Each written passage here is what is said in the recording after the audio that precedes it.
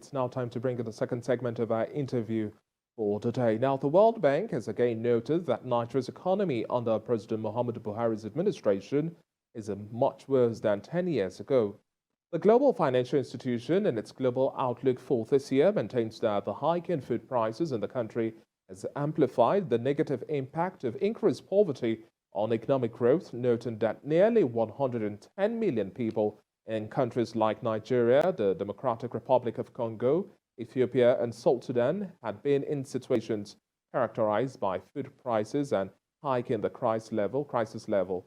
Now, it will be recalled that just last year, the Apex Bank also had criticized President Muhammadu Buhari's fiscal policies, specifically noting that the negative effect of the Central Bank of Nigeria's move will continue to impact and fuel inflation. Well, joining me now live and virtually to assess the state of the economic policy direction of Nigeria, the tax administration, and revenue generation strategy under President Muhammadu Buhari, I have public finance and policy analyst Olusegun Elemo. Thank you very much for joining us on the show today, Mr. Elemo. Thank you for having me. Let's first of all start this conversation with the latest plot twist when we are talking about economic policy direction. We had first the announcement by the Minister of Finance stating that Nigerians will soon start paying 12.5% tax on telecommunication services as the federal government plans to implement the 5% inclusive excise duty on telecommunication services in the country. And then there was the counter response from the Minister of Communications and Digital Economy, Issa Pantami, rejecting this move by the government over this tax increment on phone calls and data. What do you make of both moves? And for those who say this is tilting towards the same old narrative of policy somersault, do you align with that? Well, I think it's important to not absolve perhaps the finance minister of some of the issues that have emanated in the last couple of days. I think the minister, because she had someone represented her at a forum where that declaration was made to implement the 5% excise duty on telecommunications, which was already in the 2020 Finance Act, but was not implemented due to COVID. So that was the declaration. But where the issue came up really with the Honorable Minister for Digital Economy is the fact that perhaps there was a gap in communication between the Finance Ministry and Mr. Pantami's ministry, in which it was not properly carried along before that declaration was made. So on that note, you saw that reaction from the Minister for Communications and Digital Economy, saying that the ministry is not in the know, and as such, he as a president is not in tune with that new policy that sought to further impose additional tax. Now, as to that kind of communication gaps, I think it goes to show the level of coordination that is happening within the federal government itself. And you could see if that kind of communication gaps can be happening at that level, then it tells you what's happening really with our economic policies and implementation of the economic plans as to, of course, why we are now in the situation where we're in today. But on the merit of the declaration of the representative of the finance minister to impose additional tax, I think we can look at that on its merits and whether it truly deserves, whether there is really need to impose any additional tax at this time, given the fragility of the economy, given the disposition of the Nigerian people, and then given the position that the telecoms industry is in at this particular time. And also, given some more perspective to this planned increment, the minister noted that 5% excise duty was in the Finance Act of 2020, but wasn't implemented. Yes, we understand the need to build more economic buffers through taxation, but like you've also highlighted, is this the right time to do so? Why the telecommunication sector? And how sensitive do you think government is to the operations of the service sector, especially at a point in time like this? Issues have been raised about high cost of service delivery and then the need to raise rates, but they've stalled this conversation. That's why we also have an outer stance here, remaining that why does government need to do or make this move? Why should this take precedence over the tough terrain that they have to maneuver through? Because they, on their own part, are trying to play fair, but government trying to impose this is putting an increased burden on them, and then it will likely be transferred to the customers who would have to be dealt this heavy blow of a bigger tariff. Absolutely, absolutely. You see, currently the telecoms industry is contributing about 17% to the revenue profile of the country. That industry is also about the fastest growing industry today. Recall that one of the telecoms player recently went public, for Nigerians to also have stake in the business. I feel or I sense that the federal government scampering for revenue here and there will perhaps focus attention on excise duty. You see, excise duty is such is a kind of tax that can be sudden and it can be placed on any product or service, But the problem that I feel, or rather, what I think the federal government should consider, and you've also pointed that out, is the fact that while excise duty is focused on product or service at the manufacturer or at the manufacturing stage, in which the aim is to tax the manufacturer. On the other hand, the manufacturer or the producer of that commodity or whoever is in charge will not bear that burden. At the end of the day, it pushes that cost burden to the final consumer. In this case, the subscribers, the telecom users. And you know that users are already paying the VAT that was also increased in 2020 from 5% to 7.5%, which meant that if you then place this additional tax, this excise duty tax on the telecom provider, and they push it down to the users, to the subscribers, it means that they will now be paying 12.5%. What that does is that it further pushes people to the end, because already there is inflationary pressure in the economy right now, and people are struggling to bear up with all of these increases here and there. You know that for instance, the price of petrol is in a volatile situation right now as far as Nigeria is concerned. Well, people are saying the sector is deregulated.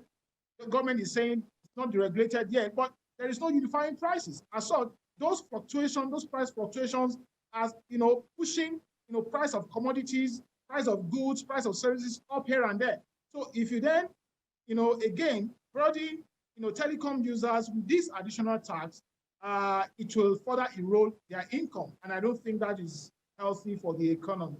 And you've already just hinted a little bit into my next question, looking at if government moves ahead with this plan, what are some of the likely scenarios you think would play out, and then the impact on households and businesses in the short to medium term? You've already made mention of the fragility of the Nigerian economy and how much of a buffer we need to be able to sustain a recovery. But if government continues to move ahead with this plan of phone tax and data increment, how do you see things playing out for businesses that have to leverage on telecommunication services heavily, and also households? It's going to, if government goes ahead with this and pushes this through, the excise duty of 5%, which then will now make subscribers and telecom users then start paying 10.5% taxes, it will further erode disposable income. And what is the opportunity cost? It means that you have to choose as to whether to make calls and use data or to eat. I think that's the situation that people communication right now is very important given the security situation that we have in the country. People have to, connect with their loved ones more frequently. They have to also, because also of the economic hardship, people have to stay more longer on the internet, using social networks and the likes to relieve the burden. So you see that and that's also why the industry, has experienced some level of growth over the last couple of months and years. But I think that the idea that the federal government also needs to generate revenue to finance obligation is also very important, and it has its own merit. But for me, what policy suggestion I would give to government is that because during the presentation of the fiscal strategy paper by the honorable minister, she made mention of the fact that the country will hit 6 trillion regarding fuel subsidy very soon, and that is not healthy for our economy. What I think the finance minister and every player in the economic team should look forward to implement is take that burden, the subsidy burden of the federal government, and push it down to the state government. Let them implement the subsidy the way they deem it fit. And believe you me, not everybody in Nigeria today really requires subsidy. So for those that require subsidy, the medium, enterprises, the small scale enterprises, give them targeted subsidy. Then you also target subsidy for, the transport workers, so that it will sort of cushion the effect on road, public transport users, and then, movement of food items and all of that. If you do that, you will be sure to have removed subsidy from the federal government's, books, and then you push it down to the states, and states can also now implement it the way it concerns them, giving subsidy to those who need it. Directors, for instance, in ministries, they don't need subsidy. Finance ministers don't need subsidy. Chief executives of different companies don't need subsidy. Those who need subsidy should get it. And once you do that, you then free up resources for the federal government, to implement this obligation, and then and everybody is fine.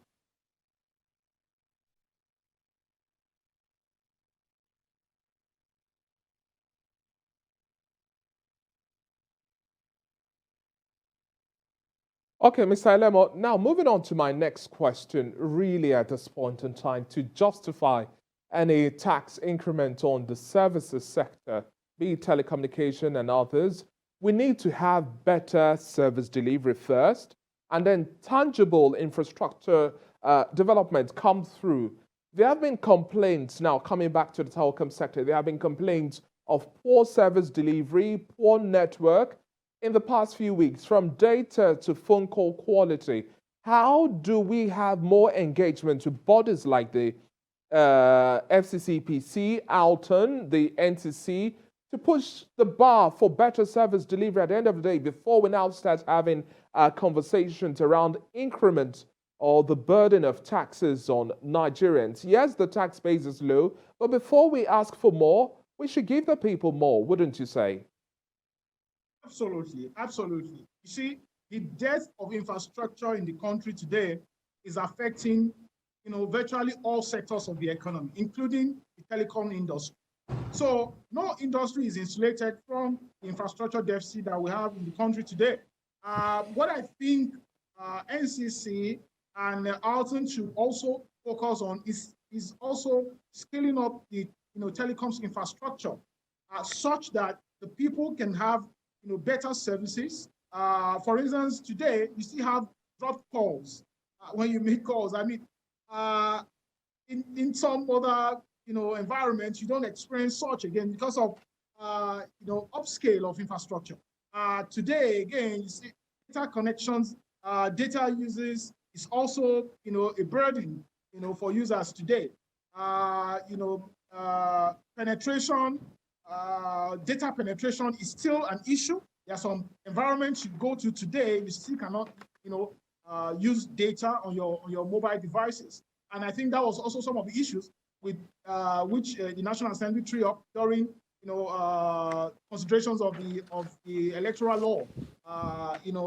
Issues around, electronic transmission of results, and whether you have, connections in virtually all local governments or communities in the country. So these are issues that NCC needs to also pay attention to, focus on upscaling infrastructure, technology infrastructure in the country, such that users of telecom, services, will indeed, be satisfied and be willing to pay more even before taxes are imposed.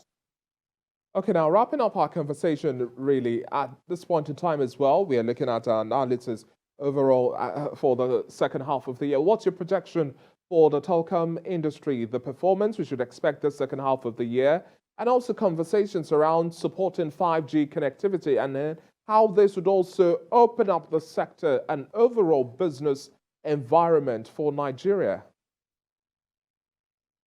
I think the sector will continue to grow. I saw the report from one of the key players in the telecom industry earlier this week, and I saw profit rising as much as 29–30% in the earlier part of the year, the first half of the year. So I feel the sector will continue to grow. Already the projections are there. And again, I gave you a number of factors earlier that will also support the growth of the sector. As regards the 5G, I feel, well, yes, there were 2 bidders that won the licenses. I'm also looking forward to them rolling out fully. I feel there are a number of opportunities for us to explore with the use of 5G, and that will further expand the economy, create room for investments, and perhaps enable us to attract capital inflow into the country. Thank you so much for your time on the show today. It's been a pleasure speaking with you, Mr. Lemo. Thank you for having me.